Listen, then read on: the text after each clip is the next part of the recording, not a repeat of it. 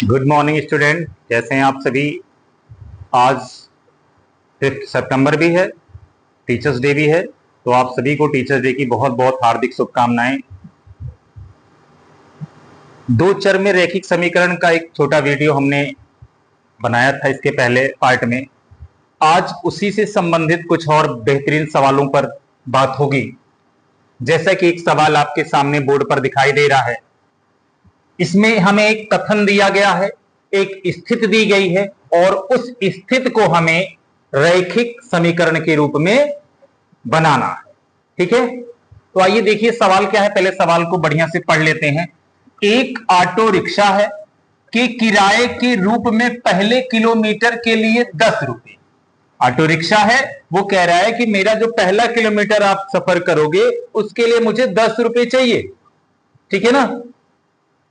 फिर उसके बाद की दूरी के लिए प्रति किलोमीटर 8 रुपए। उसके बाद आप चाहे जितनी दूरी तय करो, हम 8 रुपए प्रति किलोमीटर के हिसाब से लेंगे। इसका मतलब अगर हमें 100-200 मीटर ही जाना है तब भी हमें 10 रुपए देने होंगे। हम ऑटो में बैठे 1 किलोमीटर तक सफर करेंगे, 1 किलोमीटर का हमें कितना देना पड़ेगा? 10 रुपए। आप 1 किलोमीटर से पहले ही आप करना चाहते हो तब भी 10 रुपए। पहले किलोमीटर का 10 रुपए किराया फिक्स कर रखा उसने।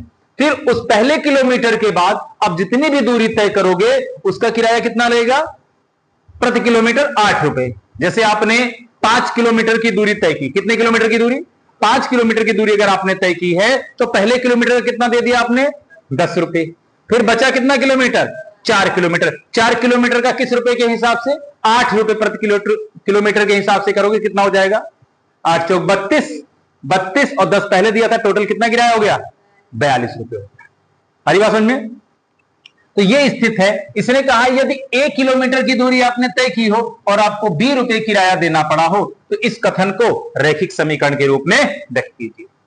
तो यहां पर हमारे देखिए, हम दो चर में रैखिक समीकरण अगर पढ़ रहे हैं तो हमें कहीं ना कहीं दो कंडीशन अपनी देखनी होगी, दो चीजों को ध्यान देना होगा जिनको हमें एक्स और वाई मानना है। तो यहां पर वो दो चीजें कौन है, ध्यान से देखिए। एक तो पहले किलोमीटर का किराया है, वो हमें दे ही रखा है, मानने की आवश्यकता नहीं यहां कुछ भी। यहां पर हमें एक्स वाई मानने की आवश्यकता ही नहीं, क्योंकि यहां पर इसने खुद ही दे दिया है ए और क्या? बी। 1 किलोमीटर की दूरी के लिए 20 रुपए किराया। दो चर राशि हमारी पहले से आ गई है, तो उन्हीं दोनों चर राशियों का प्रयोग करके हम क्या करेंगे? समीकरण बना देंगे। चलिए इसका सॉल्व किया जाए कैसे कि 1 किलोमीटर की दूरी के लिए कितना किराया देना पड़ा है? 20 रुपए ना। तो 1 किलोमीटर दूरी का किराया बराबर कितना है? 20 रुपए। कितना है? अब 1 किलोमीटर की दूरी का किराया हम अपने हिसाब से सेट करेंगे। भैया सबसे पहले तो हमें 10 रुपए देने ही है ना। 1 किलोमीटर का 10 रुपए हो गया, प्लस और कितना देना है? कितने किलोमीटर और चले हो? टोटल कितना चलना था? टोटल कितना चलना था? 1 किलोमीटर चलना था। 1 किलोमीटर भी एक अज्ञात दूरी है, पता नहीं हमें कितना किलोमीटर है। लेकिन हाँ एक बात है, जो भी है, अगर हमें 10 किलोमीटर चलना है, हम 1 किलोमीटर चल चुके हैं, तो हमारी कितनी दूरी बची है? गलत जवाब, 9 नहीं, 10 - 1। हम तरीका बताएंगे, हल करके नहीं समझना है। अगर हम 50 किलोमीटर की दूरी हमें तय करनी है और 1 किलोमीटर चल चुके हैं, कितना बचा है? 50 - 1। ठीक है ना। हमें 10 किलोमीटर की दूरी तय करनी है और 1 किलोमीटर दूरी हम तय कर चुके हैं, तो कितना बचा है? शेष दूरी कितना बची है? x - 1। यानी जो भी दूरी हमें तय करनी है उसमें से हमने जो 10 रुपया दिया है, 1 किलोमीटर का किराया दे दिया है। अब कितनी दूरी हमारी बची है? टोटल कितनी थी? a। तो a में से हम 1 किलोमीटर चल चुके हैं, तो बचा कितना? a - 1 किलोमीटर की दूरी। ये तो हमारी शेष दूरी बची। अब इस शेष दूरी का कह रहा है कि 1 किलोमीटर चलने के बाद जो आपने 10 दे दिया, अब जितनी भी दूरी आप चलोगे वो पूरी दूरी आपको कितने रुपए के हिसाब से? 8 रुपए प्रति किलोमीटर के हिसाब से देना पड़ेगा।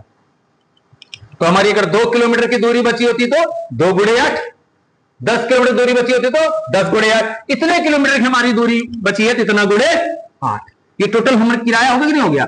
हमने अपने हिसाब से, आपने जैसी कंडीशन रखी थी उस कंडीशन के हिसाब से हमने ये किराया सेट कर दिया। और आप कह रहे हो कि टोटल कई रुपया लगा है।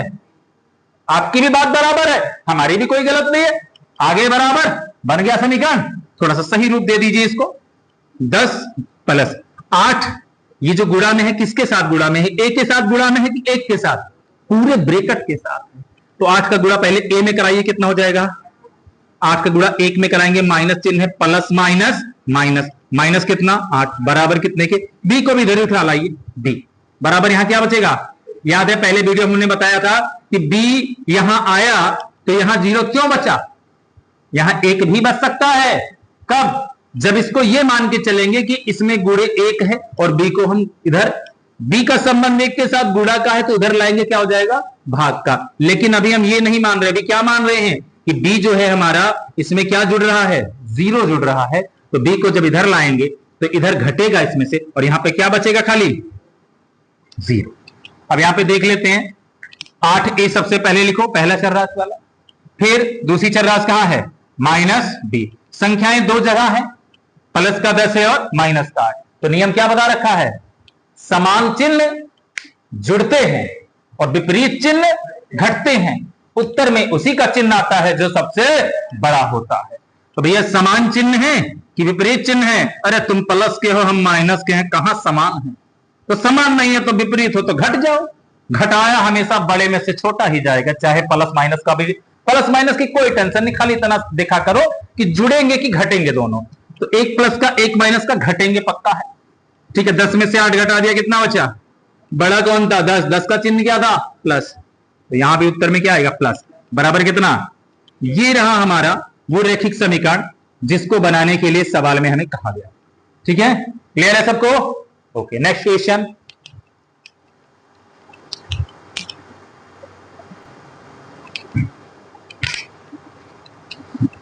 चलिए अगला प्रश्न है, लिखेंगे तो काफी समय लगता है, आप सुन लीजिए ध्यान से, नोट करना हो तो क्वेश्चन को नोट कर लीजिएगा। यानी किराए पर पुस्तक देने वाला, किस पर पुस्तक दे रहा है? किराए पर। किराए पर पुस्तक देने वाला है, यानी कोई लाइब्रेरी है समझ लीजिए, और वो पुस्तक देने वाला क्या करता है? किराए पर पुस्तक देने वाला एक पुस्तकालय पहले 3 दिनों का एक निश्चित शुल्क लेता है। कितना? पहले 3 दिनों का। पहले 3 दिनों का एक निश्चित शुल्क लेता है। क्या लेता है? एक निश्चित शुल्क लेता है। ठीक है ना? किराए पर पुस्तक देने वाला है एक पुस्तकालय, उसने अपना क्या नियम बना रखा है कि वो पहले 3 दिन, आप लेके गए भैया हमें एक मैथ की बुक दे दीजिए, हम उसको खरीद नहीं रहे हैं, किराए पर लेके आ रहे हैं पढ़ने के लिए, हमें 2-4 दिन का, 10 दिन का, 15 दिन का काम है, तो हमने सोचा खरीदा क्या जाए, लाओ किराए पे ले लिया जाए। ठीक है, रेंट पे ले रहे हैं। तो उस पुस्तक को जब हम गए लाइब्रेरी में लेने, पुस्तकालय में लेने गए, तो वहां से भैया हमें पुस्तक चाहिए, तो उसने क्या नियम बताया कि पहले 3 दिनों का हम एक निश्चित किराया लेते हैं, कितना भी बताया नहीं है, लेकिन 3 दिनों का फिक्स किराया लगेगा। 1 दिन का काम है तब भी उतना देना पड़ेगा, 2 दिन का काम है तब भी उतना देना पड़ेगा, 3 दिन का वो निश्चित किराया ले रहा है। फिर उसके बाद क्या कह रहा है? तथा उसके बाद प्रतिदिन की दर के अतिरिक्त शुल्क लेता है, यानी उसके बाद अतिरिक्त शुल्क लेता है प्रतिदिन के हिसाब से। वही हुआ ऑटो रिक्शा वाला, पहले किलोमीटर का फिक्स कर दिया, उसके बाद हर किलोमीटर का एक निश्चित किराया और अलग कर दिया ना। तो ऐसे पहले 3 दिन का एक निश्चित शुल्क है, उसके बाद क्या है? प्रतिदिन का शुल्क है। उसके बाद किसका शुल्क है? प्रतिदिन का। प्रतिदिन के हिसाब से अतिरिक्त शुल्क है। ठीक है ना? अतिरिक्त शुल्क। क्लियर हुआ सबको ये? फिर क्या कह रहा है? आरुषि है, एक पुस्तक 7 दिनों के लिए लाती है और कितना रुपए किराया देना पड़ता है उसको? 37 रुपया। कितना? 37 रुपया। भैया आरुषि जी हैं और ये आरुषि क्या कर रही हैं? आरुषि कर रही हैं, एक पुस्तक को कितने दिनों के लिए लाई हैं? 7 दिन के लिए किराए पे लाई है और कितना रुपया देना पड़ रहा है? 37 रुपए इनको देना पड़ रहा है। ठीक है, और क्या कह रहे हैं? यदि निश्चित शुल्क x हो और प्रतिदिन का शुल्क कितना हो? y हो, तो उपर्युक्त कथन को निरूपित करने वाला रैखिक समीकरण। निश्चित शुल्क कितना कह रहे हैं? ये जो निश्चित शुल्क है कै रुपए? x रुपए, और जो प्रतिदिन का शुल्क है, प्रतिदिन का जो शुल्क है वो कितना है? y रुपए। तो इस स्थिति को हमें रैखिक समीकरण के रूप में बनाना है। सवाल समझ में आ गया है। पुस्तकालय है, वो पुस्तक किराए पर देता है और उसने अपना नियम क्या बना रखा है कि आप जो भी पुस्तक ले जाएंगे, ठीक है ना, पहले 3 दिनों का हम एक निश्चित शुल्क लेंगे, ठीक है ना। कितना निश्चित शुल्क? सवाल में खुद ही बोल दिया, हमें मानने की आवश्यकता नहीं है। अगर नहीं भी बोला होता तो हमें 2 ही चीजें माननी थी, एक निश्चित शुल्क और एक प्रतिदिन का शुल्क। 2 चीजें माननी थी। माना निश्चित शुल्क बराबर x रुपए तथा प्रतिदिन का शुल्क बराबर y रुपए, ठीक है ना। उसने कह दिया भैया निश्चित शुल्क है हमारे 3 दिनों का है, उसके बाद आप जितना भी दिन उसको यूज करते हो आपको प्रतिदिन के हिसाब y रुपए के हिसाब से उसका रेंट पड़ेगा, ठीक है ना। आरुषि ने 7 दिन के लिए पुस्तक ली है और कितना रुपया देना पड़ा उसको? कह रहे हैं इस स्थिति को आप दिखाइए, ठीक है। मानने की तो आवश्यकता है नहीं, तो यहां पे लिखेंगे सीधे आप क्वेश्चन का सॉल्यूशन कि जो आरुषि हैं, आरुषि के 7 दिन, कितने दिन है भैया? 7 दिन का शुल्क कितना रुपए है? 37 रुपए है ना। कितना है? 37 रुपए है। तो हम 7 दिन का अपने हिसाब से सेटिंग करते हैं। भैया पहले 3 दिन का कितना किराया देना है? x रुपए। निश्चित शुल्क कितना है? x रुपए। अगर उसको हमने दे दिया, लो भैया अपना x रुपए, तो उसमें हमारे कितने दिनों का किराया कटा? 3 दिन का। कितने दिन का? 3 दिन का किराया खत्म हो गया ना। क्योंकि देखो पहले 3 दिनों का एक निश्चित शुल्क लेता है। तो चलो भैया आरुषि एक काम करो, पहले भैया पुस्तकालय वाले को 100 रुपए दे दो। 3 दिन तो तुम्हारे फुर्सत हो गए। आप टोटल कई दिन लेके गई थी? 7 दिन लेके गई थी, तो 3 दिन तो इसमें कट गए। बचे कितने आपके? 4 दिन। कितने बचे? तो चाहे जैसे लिख दो भैया 7 दिन टोटल ले गए थे, हम 3 दिन आपके इसमें हम घटा दे रहे हैं। क्यों घटा रहे? अरे दे दिया ना 100 रुपए। कितना लोगे किराया भाई? 3 दिन का 100 रुपए दे दिया है। बचे कितने? यही तो हमारे 4 दिन बचे हैं, है ना। फिर इस 4 दिन का किस हिसाब से किराया लोगे? y रुपए प्रतिदिन हिसाब से किराया लेंगे, ठीक है। इसका मतलब गुणे कितना? y। और आप कह रहे हो टोटल कितना किराया आपको देना पड़ा है। आपकी भी बात बराबर, हमारा भी मैटर सही है, ठीक है ना। दोनों की बात बराबर। बना समीकरण, 2 अज्ञात राशियां आई, 2 चर राशियां आई, हो गया 2 चर में रैखिक समीकरण। थोड़ा सा बढ़िया संवार दें इसको, सजा दें। x 3 में से 7 में से 3 गया 4y 37। तुम भी इधर ही आ जाओ भाई, अकेले वहां पे पता चले डरे हो।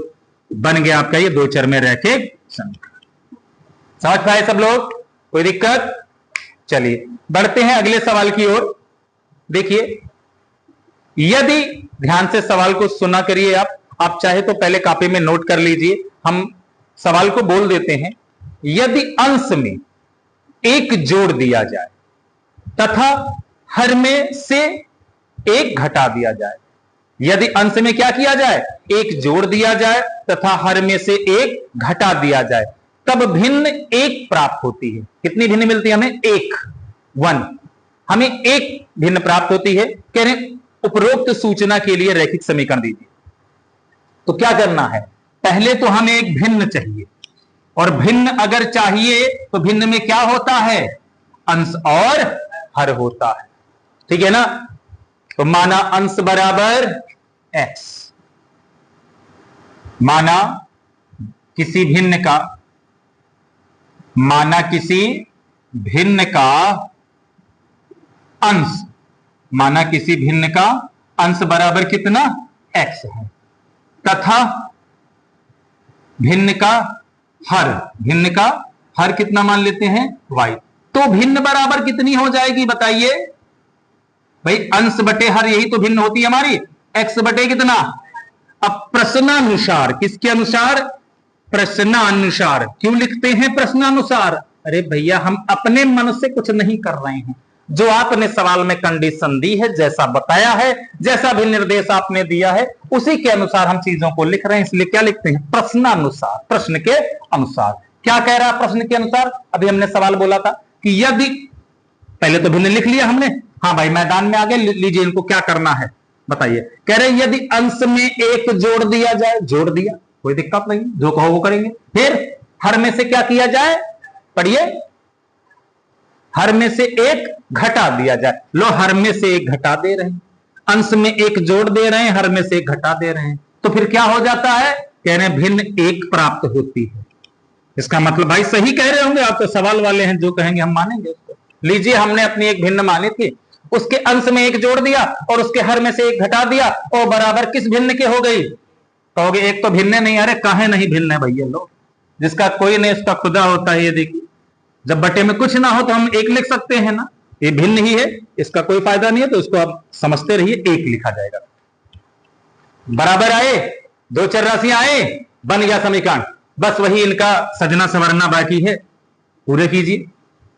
x प्लस 1 वाई माइनस 1, भाई एक को इधर लाए, क्या करें? क्या एक काम करते हैं, पहले ये देखिए, अंश में दो पद हैं, हर में भी दो पद हैं, लेकिन भैया मानिए पूरा अंश से ये क्या है? पूरा हर है। ये पूरा मैटर जहां जाएगा एक साथ जाएगा गुणा भाग के नियम से। तो y माइनस 1 नीचे क्या कर रहा है? भाग दे रहा है ऊपर वाले को। तो अगर इधर भाग का रिश्ता है तो उधर जाकर एक के साथ क्या करेगा? गुणा करेगा। तो किसको छोड़ देगा? x प्लस 1 को छोड़ देगा।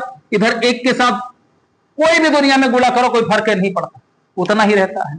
तो y माइनस 1 का एक के साथ गुणा करोगे, क्या हो जाएगा? y माइनस 1 ही रहेगा। पहले इन दोनों का रिश्ता गुणा भाग का था, देखो भाग का था।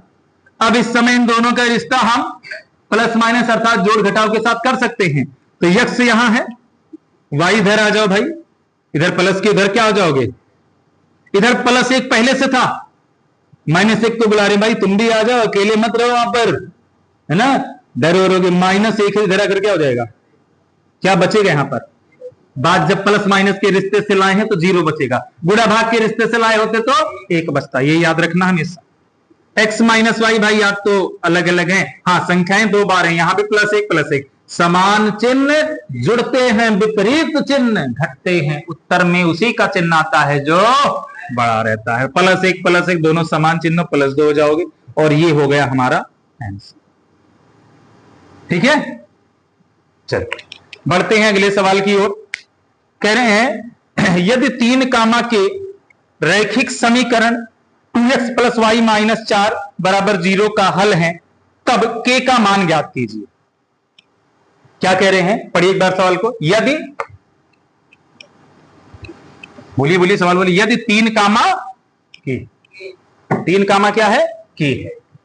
कह रहे हैं भैया एक कंडीशन बता रहे हैं अगले सवाल की, यदि करके दे रहे। सवाल इस बार थोड़ा सा अलग पैटर्न पर है। यदि 3 कामा के क्या है? यदि 3 कामा के रैखिक समीकरण है एक, क्या है रैखिक समीकरण? 2x plus y minus 4, 2x plus y minus 4 और बराबर कुछ 0 होगा ना, बराबर 0। कह रहे हैं ये जो रैखिक समीकरण है, ये 3 कामा के क्या है? इसी का एक हल है ना, इसी का क्या है? एक हल है। तो बताइए के का मान क्या होगा? किसका मान हमसे पूछा जा रहा है? के का मान पूछा जा रहा है, ठीक है ना। तो आइए इस पर थोड़ा सा ध्यान देते हैं। यार ये हल का मतलब क्या होता है? रैखिक समीकरण अभी तक हम बनाना सीख गए, ठीक है ना। फिर बोला रैखिक समीकरण आप बना ले जा रहे हो, अब उस रैखिक समीकरण के हल पर क्या बात करना है। बोला जैसे आपने ये रैखिक समीकरण बनाया x प्लस वाई बराबर 5, क्या ये रैखिक समीकरण है ना। अब इसमें x और y के कुछ मान होंगे ना। बोला हमें पता है क्या होंगे, बताओ। बोला x 2 रख दो, y 3 रख दो, हो गया 5, आ जाएगा ना। यानी 2 कामा 3 हम कह सकते हैं कि भैया 2 कामा 3 आप एक ऐसे इंसान हो, आप एक ऐसे व्यक्ति हो भैया जो हमारे इस रैखिक समीकरण का क्या हो? अरे हल हो, सोल्यूशन हो, ठीक है ना। You are the solution of our linear equation in 2 variable. आप हमारे 2 चर में रैखिक समीकरण जो हमने बनाया उसके हल, ठीक है ना। जिस किसी ने भी ये दिमाग लगाया, फिर बगल वाले ने सोचा काहे तुम ही ज्यादा दिमागदार हो, ये बताओ x का मान 1 रख दे, y का मान 4 रख दे, तो बोला बात तो ये भी ठीक है भाई, इसका मतलब 1 कामा 4 भी इसके हल है। करे रुको अभी हम और जुगाड़ लगाए, इसका 5 कर दे, इसका 0 या इसका 0 इसका 5। तो बोला इसे यार दिमाग लगाते रहोगे तो बात दशमलव की, बटे की, बहुत चीजें करते करते कितने हल होंगे इसके? अपरिमित रूप से अनेक हल होंगे, हल निश्चित नहीं है। बात समझ में आई भैया? अच्छा ऐसी बात है, इसके बहुत सारे हल होंगे, लेकिन हां जो भी इसका हल होगा उन दोनों को x और y की जगह पर रखने पर वो दोनों हमारे समीकरण को क्या करेंगे? संतुष्ट करेंगे, सेटिस्फाइड करेंगे। क्लियर है? आप इन दोनों वेरिएबल्स की जो भी वैल्यू यहां पर पुट करो, वो हमारे क्या करने चाहिए, हमारी इक्वेशन को सेटिस्फाई करना चाहिए, संतुष्ट करना चाहिए। समझ में आ रही इतनी बात? तो यही कंडीशन इन्होंने कहा भैया ये है एक रैखिक समीकरण, और इनका ये दावा है, ये चैलेंज कर रहे हैं कि x और y के प्लेस पर क्या रख दो आप, 3 और k रख दो। पहला जो दिया जाएगा वो हमेशा x का मान होगा, दूसरा जो रहेगा वो किसका, y के प्लेस पर रखना है। बोला x और y के प्लेस पर अगर इसको रख दो, ठीक है ना, तो ये समीकरण को क्या करते हैं, संतुष्ट करते हैं। बोला एक बात पल्ले नहीं पड़ रही है, हमने यहां जुगाड़ लगाया 2,3 रख दे तो संतुष्ट करते हैं, समझ में आ रहा, हमें साफ साफ दिख रहा है, लेकिन आपने तो 3 समझ में आ रहा, के रख दिया है। बोला वही तो हमने गेम खेला है, आप हमारे ऊपर विश्वास कीजिए, किताब वाला कह रहा कि पक्का है 3, के रखोगे तो सॉल्यूशन है, ये समीकरण का हल है, लेकिन अब के क्या है यही तो जांचना है आपको। कह रहे आपको ट्राई नहीं करना, इन दोनों को रख के चेक करो बराबर आएगा कि नहीं आएगा, ये मान के चलो बराबर है, ये मान के चलो क्या है, बराबर है, समीकरण को संतुष्ट करता है। ठीक है भाई, जैसा आप कह रहे हो वैसा हम करते हैं। यहां पे लिखेंगे चूंकि 3, के समीकरण 2x + y - 4 बराबर 0 का एक हल है। क्या है, एक हल है। तो x की जगह पर कितना, 3, तथा y की जगह पे कितना, k, समीकरण को क्या करेगा, समीकरण को संतुष्ट, बोलो बोलो संतुष्ट। बोला हमें चेक नहीं करना है, ठीक है ना, तुमने खुद ही दे रखा है कि ये इसके हल हैं। अगर हमसे पूछते क्या ये इसके हल हैं, तब हम रख के चेक करते ना, बाएं पक्ष में लेफ्ट हैंड साइड में रख देते, चर जहां पे होंगे इन दोनों की जगह पे रखकर इसको सॉल्व करते और देखते 0 आ रहा है कि नहीं आ रहा है, लेकिन तुमने तो खुद ही कह दिया इसके हल हैं। तो हम मान के चल रहे हैं कि इन दोनों को x और y की जगह पे रखने पर ये बराबर होंगे। चलिए रखिए, क्या है, 2x, x यहां पे कितना रखना है, 3, तो 2 और x के बीच में कौन सा रिश्ता है, गुणा का है, तो 2 गुणे 3 प्लस y की जगह कितना रखना है, माइनस कितना, बराबर कितना। अरे हम चेक नहीं करेंगे, हम बराबर 0 लिखेंगे। क्यों लिखेंगे, तो मैंने कहा है हल है, हल है तो भैया ये सब बराबर होना चाहिए। चलो अब ये एक समीकरण है, कितनी अज्ञात राशि है, निपट जाएंगे। के को एक साइड अकेला करो, बाकी सबको उधर भेजते रहो पक्षांतर के नियमानुसार, के तुम आराम से भैया बैठे रहो। 3 9 6 संख्याएं एक माइनस की है और एक प्लस की है, विपरीत चिन्ह क्या होंगे, घटेंगे ना। 6 में से 4 घटा दो, कितना आ जाएगा, 2 आ जाएगा। 2 प्लस का आएगा कि माइनस का, बड़ा कौन था इसमें से, प्लस का आएगा, बराबर कितने के। अब के को अकेला करेंगे तभी तो 2 के का मान मिलेगा ना, तो के के साथ 2 जुड़ रहा, उधर जाकर क्या हो जाएगा, घट जाएगा, माइनस।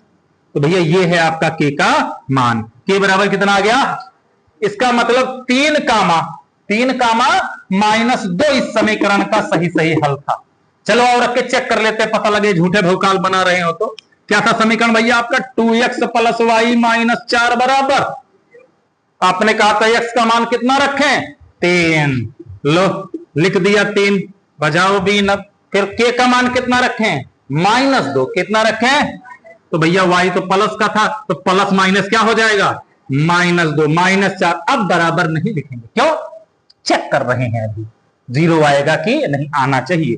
3 9, ये भी माइनस का, ये भी माइनस का, समान चिन्ह जुड़ते हैं, 4 और 2, जो बड़ा होगा वही चिन्ह आता है, समझे। 6 में से 6 गया, सही कहा था आपने भाई कि x की जगह पर 3 और y की जगह -2 रखो तो 0 आता था, समीकरण को संतुष्ट करते हैं, समीकरण का हल है।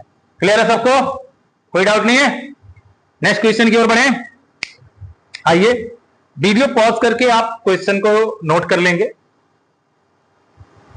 नेक्स्ट क्वेश्चन हमारा, किसी संख्या के 2 गुने में से 7 घटाने पर, कह रहे कोई संख्या है, उस संख्या के किसमें, 2 गुने में से, जरा सवाल बोल दीजिए। किसी संख्या के, सवाल थोड़ा बड़ा है इसलिए आपको इसको देखना पड़ेगा। किसी संख्या, जल्दी बोलो, किसी संख्या के 2 गुने में से 7 घटाने पर 69 प्राप्त होता है।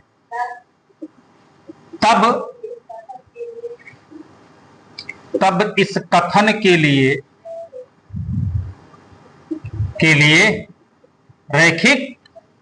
रैखिक समीकरण बनाइए, बस और कुछ नहीं है। साथ ही इसका एक हल ज्ञात करना है और समीकरण के कितने हल हो सकते हैं ये भी बताना है ना। चलिए, सवाल थोड़ा बड़ा था देखने में, लेकिन है तो बहुत पिल्लू टाइप का। कह रहे कोई संख्या है, उसका 2 गुना है, उसमें से कितना घटा रहे हैं, ये 7 घटा रहे हैं, 69 प्राप्त होता है। इसको समीकरण किसमें चाहिए, 2 चर चाहिए ना। और कितने की बात कर रहा है, एक ही संख्या की बात कर रहा है ना। किसकी बात कर रहा है, ये एक ही संख्या की बात कर रहा है। तो भाई किसी संख्या, मान लेते हैं संख्या क्या है, सोच रहे हैं संख्या क्या है x। फिर इस संख्या का क्या 2 गुना, इस संख्या का, तो इस संख्या का 2 गुना तो 2x हो जाएगा। और 2 गुने में से क्या करें, 7 घटा दो, और कितना बचता है, बन गया एक समीकरण। लेकिन भाई 2 चर वाला मैटर नहीं समझ में आ रहा है। 2 चर आ सकते हैं इसमें, सोचिए किसी संख्या का 2 गुने में से, यार कोई भी संख्या एक मानोगे, एक्स वाई मान लोगे, एक ही संख्या मानेंगे, माना संख्या x। फिर क्या कह रहे हो आप, संख्या का 2 गुना, तो किसी भी संख्या का 2 गुना 2 से गुणा कर देते हैं, 2x हो जाएगा। फिर 2 गुना कर दिया, फिर क्या करें, उसमें से 7 घटा दो, 7 लोग घटा दिया, कह रहे हो 69 मिलता है, बराबर 69 रख दिया, हो गया, कहानी खत्म। इस कथन को रैखिक समीकरण, आ रही यही तो है रैखिक समीकरण। क्या ये रैखिक समीकरण है, क्यों है, कारण बता दीजिए। कोई भी समीकरण रैखिक समीकरण क्यों कहलाता है, उसमें जो चर राशि होती है उसकी अधिकतम घात कितनी होनी चाहिए, 1 होनी चाहिए। कितनी होनी चाहिए, चर राशियां चाहे जितनी हो, चाहे 1 हो, 2 चाहे जितनी हो, अगर उनकी घात कितनी है, 1 है, तो इसका मतलब क्या है, वह रैखिक समीकरण कहा जाने योग्य है। ठीक है ना, पहले वीडियो में इस बात पर विशेष चर्चा हुई थी। तो भैया इनका क्या है, इनका यही तो आंसर है। चलिए थोड़ा सा सही से कर देते हैं, सीधे लिख देते हैं। माना एक संख्या, माना कोई संख्या x है, माना कोई संख्या क्या है, माना कोई संख्या क्या है, x है। ठीक है, माना एक संख्या बराबर x। अगर कोई संख्या x है तो प्रश्नानुसार, किसके अनुसार, प्रश्नानुसार किसी संख्या के 2 गुने में से, 2 गुने मतलब क्या, ट्वाइस मल्टीप्लाइड बाय 2, 2 गुने में से क्या घटा दें, 7 घटा दो, तो कितना मिल जाता है, 69। That's the equation, 2x - 7 = 69। ठीक है ना। अब यहां पर तो हम क्या कर सकते हैं भाई, x का मान भी तो बता सकते हैं। रैखिक समीकरण x का मान तुरंत बता देंगे। कह रहे इसने क्या बोला है कि इसका एक हल ज्ञात कीजिए। क्या ज्ञात कीजिए, एक हल। तो समीकरण को सॉल्व कर दो, पक्षांतर कर दो। 2x तुम यहीं रुको अभी भैया, -7 जरा उधर चलो, तो संख्या उधर है, तो कह रहे उधर जाकर हम क्या हो जाएंगे, प्लस हो जाएंगे। -7 तरह क्या हो जाएगा, +7। 69 में 7 ऐड करो, कितना हो जाएगा,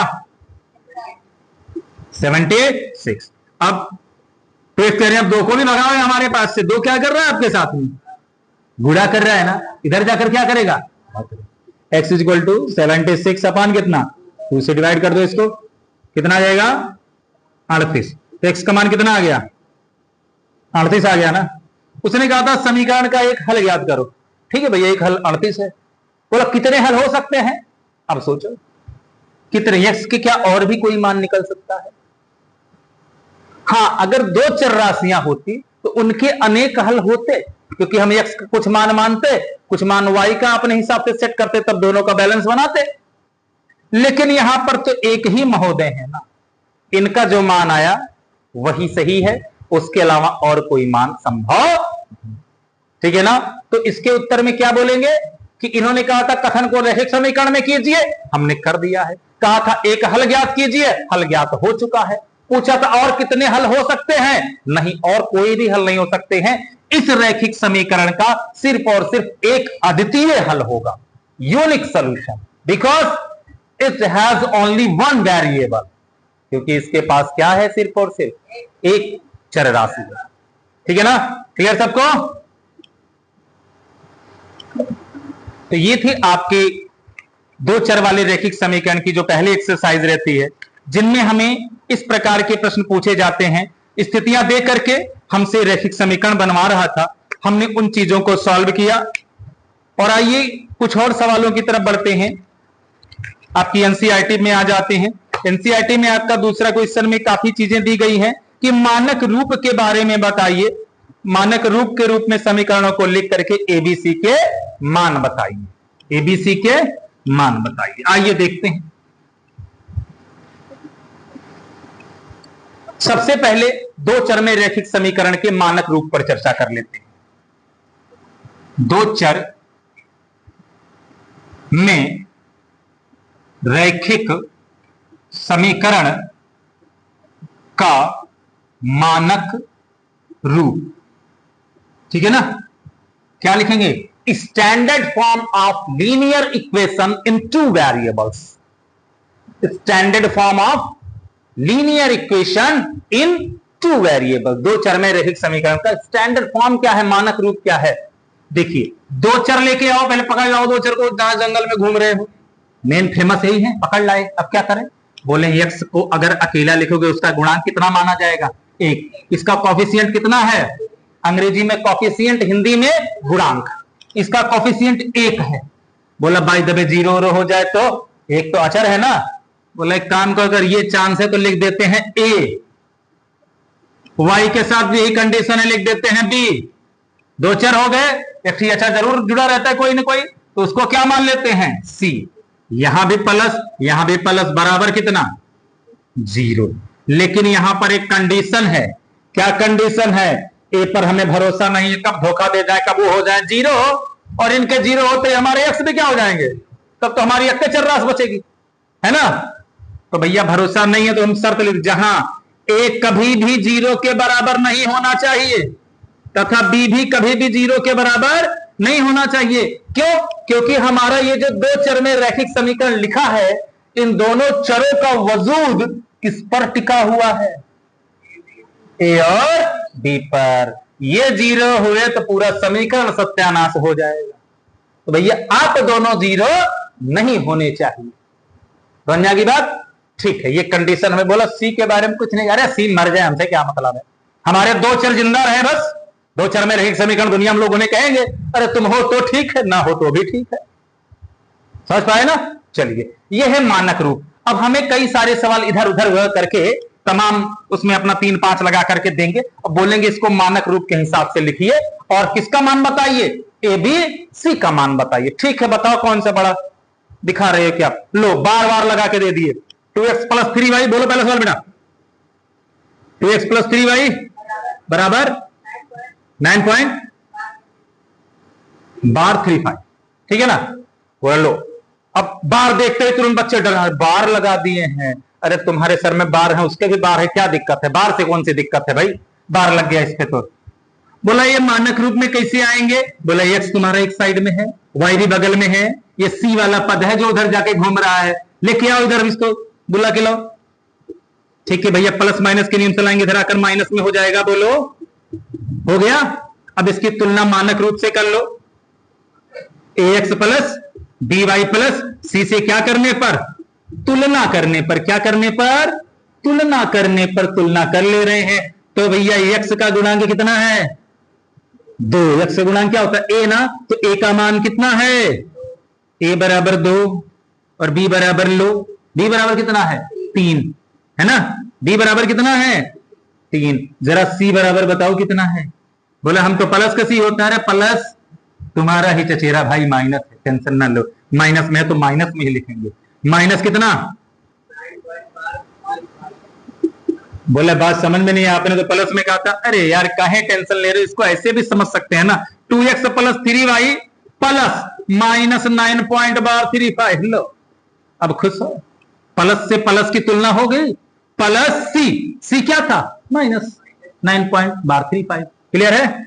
तो इस तरीके से हम मानक रूप में कन्वर्ट करके एबीसी के मान बता देंगे। और क्या था?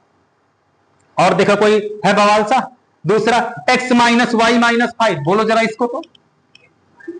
x - y/5 बराबर कितना है? 10। बस इतना ही है। चलो ठीक है, -10 ही कोई बात नहीं है। -10 इसी तरफ है ना। -10 बराबर 0। अब सही है? चलिए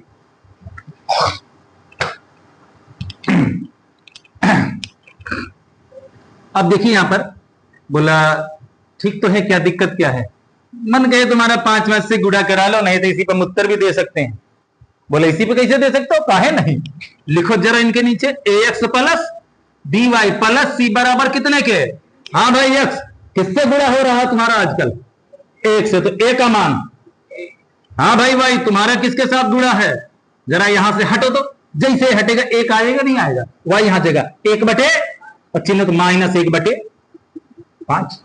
और c की अगर बात करें, c कितना है? -10। बोला इसे निपटा दिए, अच्छा नहीं लग रहा, थोड़ा सही से बना दिए होते तो। अगर सही से बनाना था तो एक काम करो, 5 से हर पद में गुणा कर दो, ताकि नीचे वाला जो 5 लटक रहा है घंटे की तरह वो खत्म हो जाए। 5 से जैसे यहां गुणा कराओ कितना हो जाएगा? ये 5x -5 से यहां गुणा कराओगे किसमें? y/5 में। -5 से यहां भी गुणा करा दिए 10 में। क्यों गुणा क्यों करा रहे? रे थोड़ा सा सही देखने में सही लगे, बटे उटे में जो है। तो ये हो गया आपका 5x, -5 से 5 कट गया, -y 10 बचे। अब ये देखो समीकरण थोड़ा पहले की तुलना में सही लग रहा है ना? अगर यहां तुलना करोगे तो a का मान कितना आ जाएगा? 5, b का मान कितना आ जाएगा? -1, और c का मान कितना आ जाएगा?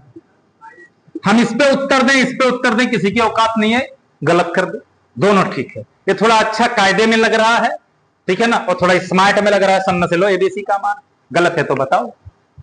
क्लियर है सबको? चलिए अगले सवाल पर बढ़ते हैं। आइए एक और बेहतरीन चीज शुरुआत करते हैं, रैखिक समीकरणों का आलेख। क्या बनाना? रैखिक समीकरणों का आलेख बनाना। आलेख का मतलब क्या हुआ?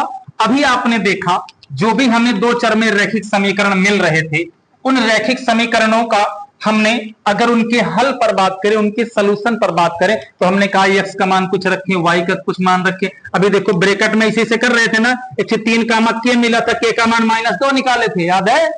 तो बोला इसमें इससे बहुत हो सकते हैं, 1, 5, 4, 3, बहुत सारी मान निकाल सकते हैं ना, क्योंकि अगर 2 चर राशियां हैं तो उनके कितने हल होते हैं? अनेक हल होते हैं। बोला इसका आलेख बनाइए। क्या बनाइए?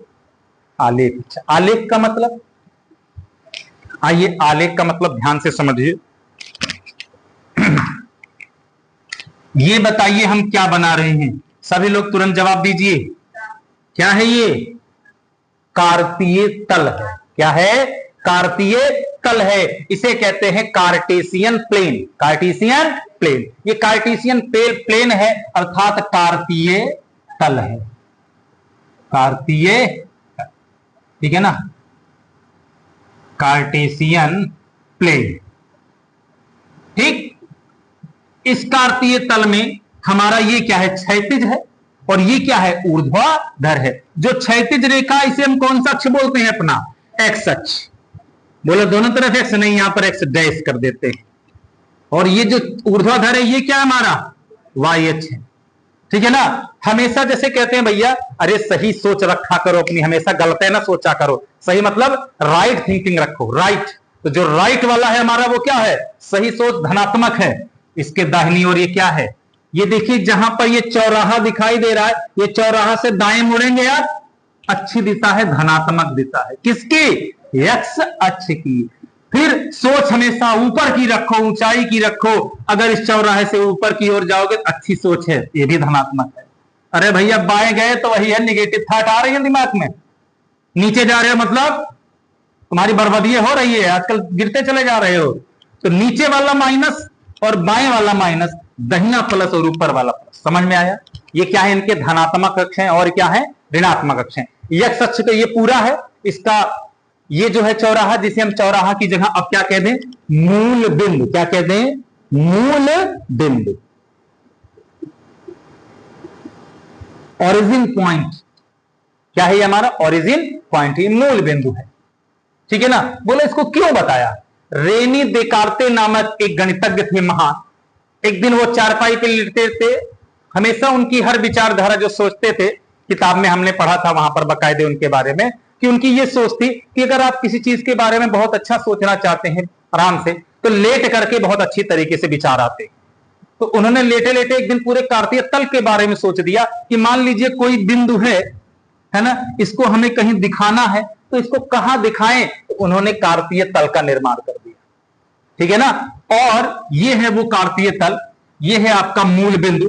अब ध्यान से सुनिए, जैसे कोई बिंदु हमें मिला 3,5, ठीक है ना, तो ये 3,5 बिंदु कहीं भी हो सकता है, ठीक है ना, कार्तीय तल में हमारा कहीं भी हो सकता है। लेकिन इसकी स्थिति निश्चित करने के लिए क्या हुआ कि अगर ये क्या है, पहला क्या बोलते हैं इसको, फर्स्ट क्वाड्रेंट, क्वाड्रेंट मतलब चतुर्थांश, क्या है, चतुर्थांश, क्या है, चौथा अंश, 4 बराबर भाग है ना इस पूरे के, तो ये हमारा पहला चतुर्थांश है, फर्स्ट क्वाड्रेंट, क्या बोलते हैं, क्वाड्रेंट, क्या बोलते हैं, क्वाड्रेंट। और ये जो बिंदु दर्शाए जाते हैं ये क्या है, हमारे कोऑर्डिनेट हैं, निर्देशांक हैं, इन्हें क्या कहा जाता है, निर्देशांक। जब आप निर्देशांक ज्यामिति पढ़ोगे, आपकी किताब में है, बुक में है आपके चैप्टर ना, तो समझ लो उसका आधा से ज्यादा नहीं यही निपटा दे रहे हो, वो भी चैप्टर चल रहा है, ठीक है ना, चैप्टर का पहले हिस्सा तो निपटा ही दोगे। देखो इन्हें क्या कहते हैं हम, निर्देशांक। निर्देशांक में हमेशा 2 चीजें रहेंगी, पहला वाला किसको दिखाता है, एक्स अक्ष को, पूछो ना प्लस की माइनस चाहे जो हो, लेकिन दिखाएगा एक्स को ही। दूसरा वाला वाई अक्ष, किसको, वाई को, चाहे प्लस का चाहे माइनस का। पहले वाले निर्देशांक को बोलते हैं क्या, भुज, और दूसरे वाले क्या बोलते हैं, कूट, भुज और कूट। पहला वाला जो निर्देशांक है उसे क्या बोलेंगे, भुज, और दूसरे वाले को कूट। एब्सिसिया एंड ऑर्डिनेंट, एब्सिसिया एंड ऑर्डिनेंट, चलिए ठीक, ऑर्डिनेट नहीं ऑर्डिनेंट। देखो यहां पर भुज और कूट, तो भैया 3,5 ठीक है, समझ में आ गया, इन्हें बोलते हैं निर्देशांक, निर्देश करने वाले अंक, ठीक है ना, ये क्या है, निर्देश करने वाले अंक हैं, इसलिए इनको निर्देशांक कहा जाता है। सबसे पहले कोई भी बिंदु, ये मान के चलो यही हमारा इनका उत्पत्ति केंद्र है, ओरिजिन पॉइंट है, मूल बिंदु है।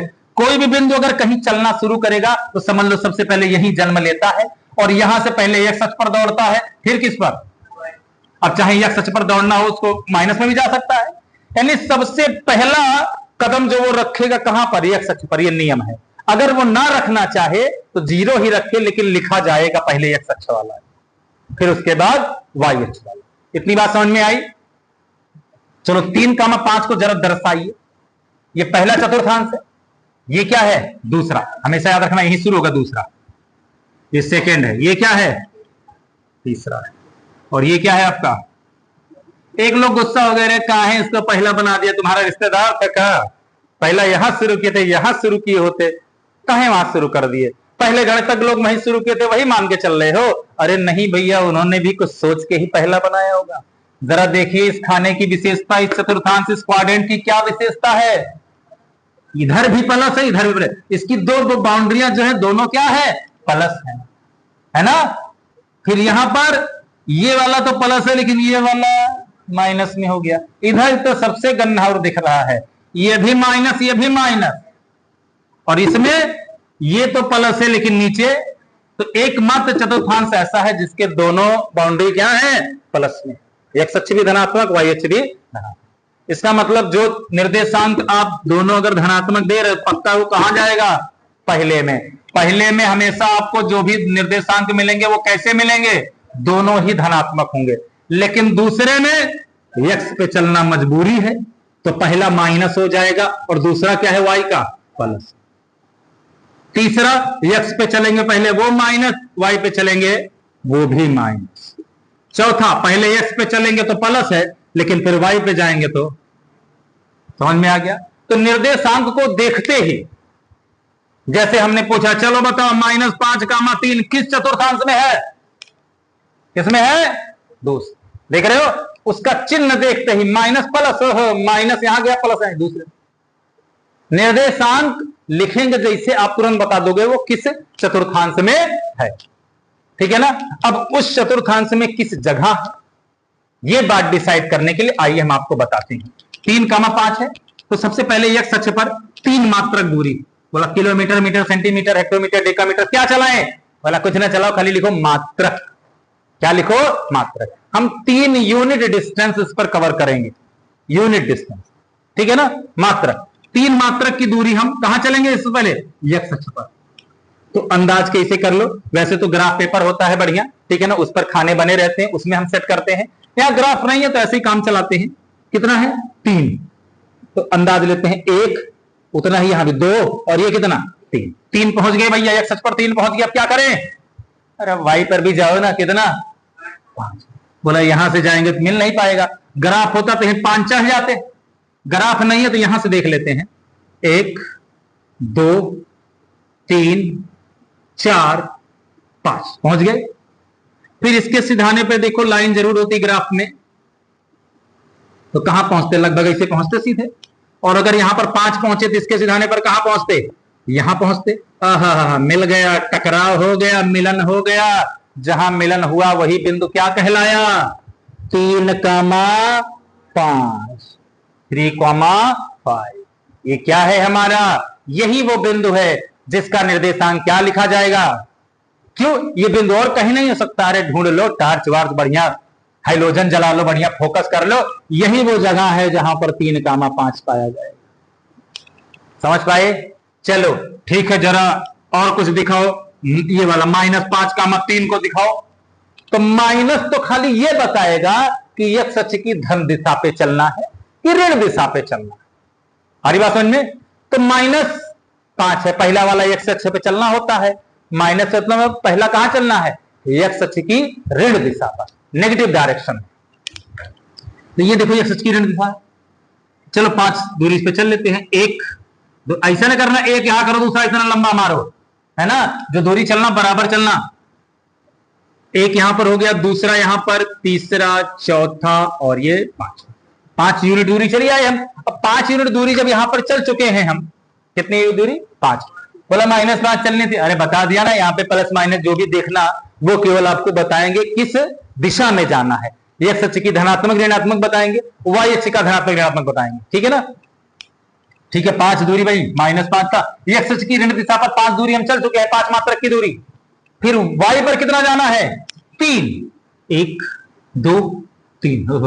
ठीक है, चलो इनके सिधाने पर, यहां इनके सिधाने पर मिल गया, हो गया मिलन। जहां मिलन है वही दूरी क्या है आपकी?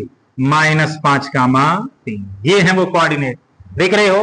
तो हमें लगता है आपको अगर हम निर्देशांक बता दे तो आप उस निर्देशांक को अपने इस कार्तीय तल में दर्शा दोगे, कोई दिक्कत नहीं इसमें। आइए आलेख कैसा बनाया जाएगा।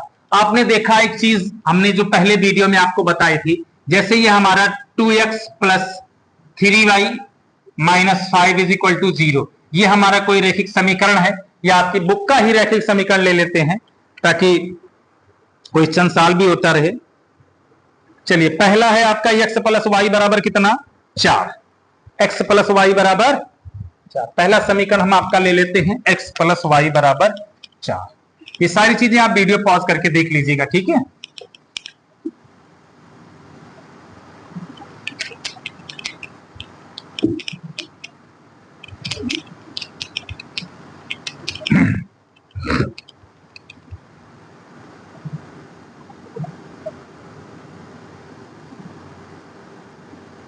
समीकरण हमारे पास क्या है? x + y बराबर 4 है। कह रहे हैं इस समीकरण का क्या बनाइए आप? आलेख तैयार करके दिखाइए। क्या करके दिखाइए? आलेख। समझ पा रहे हैं सब? चलिए, बोले इस समीकरण का आलेख दिखाना है। क्या ये रैखिक समीकरण है? आज अभी आप खुद देख लोगे, आपके सामने आज खुद ये प्रमाण होने जा रहा है, ये साबित होने जा रहा है कि क्यों इन्हें रैखिक कहा गया। चलो, x और y का मान अपने मन से कुछ ना कुछ बनाओ।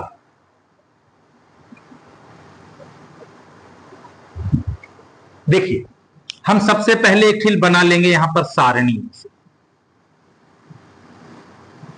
देख पा रहे हैं सब लोग? यहां पर हो जाएंगे x महाराज, और यहां पर कौन है? ठीक है। अब अंदाज के 4-5 मान निकाल लेंगे। देखो, एक खाने में एक निर्देशांक मिल जाएगा, इसमें 2 हो जाएगा, इसमें 3। कितने हैं? अरे वैसे तो 2 ही बहुत है। 1 2 3 4 हो गए, चलो बस खत्म। लो 5 भी ले लेते हैं, चलो 4 है बहुत है। बन गई सारणी, तैयार है। बोला क्या क्या लिखा जाए? बड़ा ही आसान और सिंपल सा समीकरण है। ठीक है ना, तो पहली बार में समझने के लिए पर्याप्त है। बोला एक काम करो, इस समीकरण को जब भी ऐसा मिले ना तो हमेशा दो रूप में बदल लिया करो, बड़ा आसान होगा। एक तरफ खाली x अकेला छोड़ो, अगर x अकेला छोड़ोगे तो उधर क्या हो जाएगा, 4 माइनस वाई। समझ पाए कि नहीं भाई, प्लस वाई उधर जाए क्या हो जाएगा, माइनस वाई हो जाएगा। और अगर y को अकेला छोड़ना है तो y बराबर क्या हो जाएगा, 4 माइनस, ठीक है ना। तो प्रयास किया करो पहले 0 0 सेटिंग बन जाए, ठीक है। यहां से मान रखा करो, अगर x 0 हो गया तो y का मान कितना आएगा, हे पागलों y बराबर 4 माइनस एक्स है ना। अगर x का मान हमने 0 कर दिया तो कितना आएगा, y का मान 4 आएगा ना। समझ पा रहे हो, नहीं समझ पा रहे हो यार, ये बताओ y बराबर 4 माइनस एक्स है, x की जगह पर अगर हम 0 कर दें, अब बताओ y का मान कितना, 4 में से 0 घटाओगे कितना आएगा, 4 ही तो आएगा। यहां पर y का मान 0 कर दे तो x का मान कितना आएगा, क्लियर हो रहा है। अब अगर हम यहां पर x का मान क्या कर रहे हैं, 0, तो इसमें देखो x का मान 0 करते ही y का मान कितना आ जाएगा, 4। अब समझ पा रहे हो। और अगर y का मान 0 करें तो इसमें देखो ना, जो एक किनारे आ गया उसका मान ना रखो, जो दूसरी तरफ बवाल में है उसका मान रखो। y का मान अगर यहां 0 आ गया तो x का मान कितना आ जाएगा, 4 आएगा ना।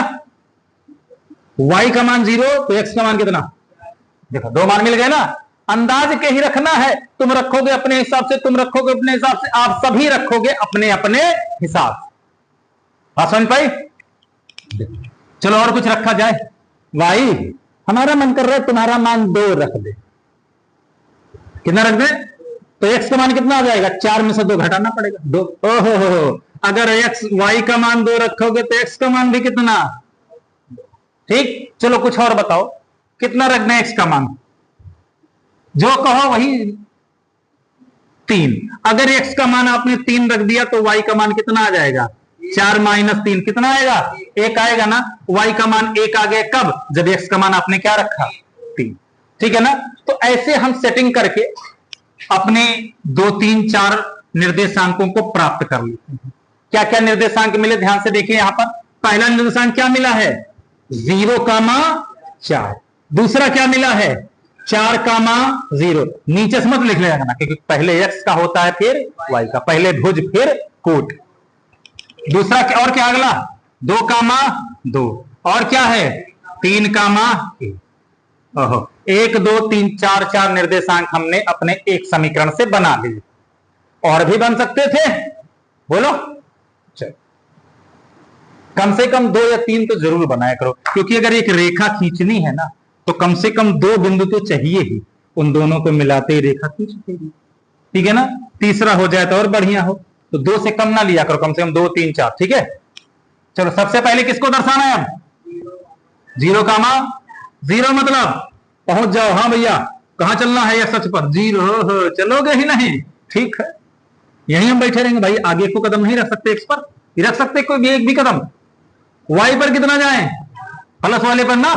तो चलो 4 मात्रा की दूरी पर चलते हैं, 1 2 3 4, पहुंच गए भैया, पहुंच गए हो तो बस वही तुम्हारी जगह ही है, क्योंकि x पर जाना नहीं। अच्छा, मतलब अब की y अक्ष पर हम बैठेंगे, बिल्कुल बैठक जरूरी है। चतुर्थांश में आओ, अक्ष पर भी रह सकते हो। अगर एक ही 0 है तो पक्का समझ लेना तुम अक्ष बैठोगे, ठीक है ना। y का 0 है तो x अक्ष पर बैठोगे, x का 0 है तो y अक्ष पर बैठोगे। इस बार देखो x अक्ष का 0 था तो बैठ गए y अक्ष पर। ये कौन सा बिंदु है तुम्हारा, 0,4, पहुंचा दिया उसको। फिर क्या है, 4,0। इस बार x अक्ष पर कितना जाना है, पर y पर। इसका मतलब x अक्ष पर 4 मात्रा की दूरी की, वहीं बैठ जाओ आराम से। 1 2 3 4, पहुंच गए भैया। ये क्या है आपका, 4,0 है, ठीक। अब इन दोनों को मिलाने से रेखा बनेगी, बनेगी नहीं बनेगी रेखा। फिर 2 कामा क्या है, 2 है, पहले इसको मिलाओ तो 2 यहां पहुंचेंगे x अक्ष पर, और y पर भी 2 यहां है। दोनों सीधाना अगर अंदाजा जाए तो लगभग यहीं पहुंच रहा है, बोलो, ठीक है। फिर तो ये बिंदु कौन सा हो गया आपका, 2,2। ये क्या है, 3,1। तो x अक्ष पे कितना चले, पहले 3, 1 2 3 यहां पहुंचेंगे। फिर y पे कितना जाना है, 1। y पे 1 जाने का मतलब देखो, यही y पे 1 है ना, इसके सिधाने पे आइए, इसके सिधाने पे आइए, तो यही है 3, 1। समझ पाए सब? कितना हो गया हमारा? 3, 1। ठीक, अब उठा के मिला दो सबको। ये देखिए हमने रफली बनाया है, ठीक है ना। अगर ही ग्राफ पेपर पर बनाए होते तो जैसे ही आप अपनी स्केल रखते, पटरी रखते, इनकी मजाल नहीं थी, किसी की औकात नहीं थी कि एक लाइन में ना हो, एक सीधी सरल रेखा मिलती। और आपने यहां पर 4 ही निर्देशांक निकाले हैं, 4000 निर्देशांक निकाले होते तब भी सारे के सारे बिंदु इसी रेखा पर आते, ठीक है ना। किसी की औकात नहीं थी कि इस रेखा से कोई दाएं बाएं आ जाए। अगर दाएं बाएं है तो वो इस समीकरण का हल नहीं। आपने गलती कर दी है कहीं पर, ये याद रखना, ठीक है ना। यही वजह है कि हम अपने इस समीकरण को क्या कहते हैं? रैखिक। क्योंकि इनके जितने भी हल निकालोगे उन सभी हलों से क्या मिलेगी आपको? एक सरल रेखा। सरल रेखा, कैसी रेखा? तो समझ में आया? इस प्रकार से हमें कई सारे समीकरण मिलने वाले हैं और उन समीकरणों को सबसे पहला काम ही हमारा यही होगा कि उनसे हम x और y के मान की अपनी एक सारणी बनाएं, उस सारणी के जरिए निर्देशांक प्राप्त करें, फिर निर्देशांकों के जरिए हम उनको अपने कार्तीय तल में बिंदुओं को प्राप्त कर लें और उन सभी बिंदुओं को मिलाते हुए एक सीधी सरल रेखा खींच दें। यही हमारा क्या हो गया? रैखिक समीकरण का आलेख हो गया। क्या हो गया? आलेख हो गया। समझ में आया? ये टॉपिक था आपका 2 चरमय रैखिक समीकरणों का आलेख। समझ में आया? ठीक है ना। तो आज के लिए, आज की इस वीडियो में इतना ही। एक बार फिर से आप सभी को शिक्षक दिवस की बहुत बहुत हार्दिक शुभकामनाएं। आप सभी का दिन खुश। धन्यवाद।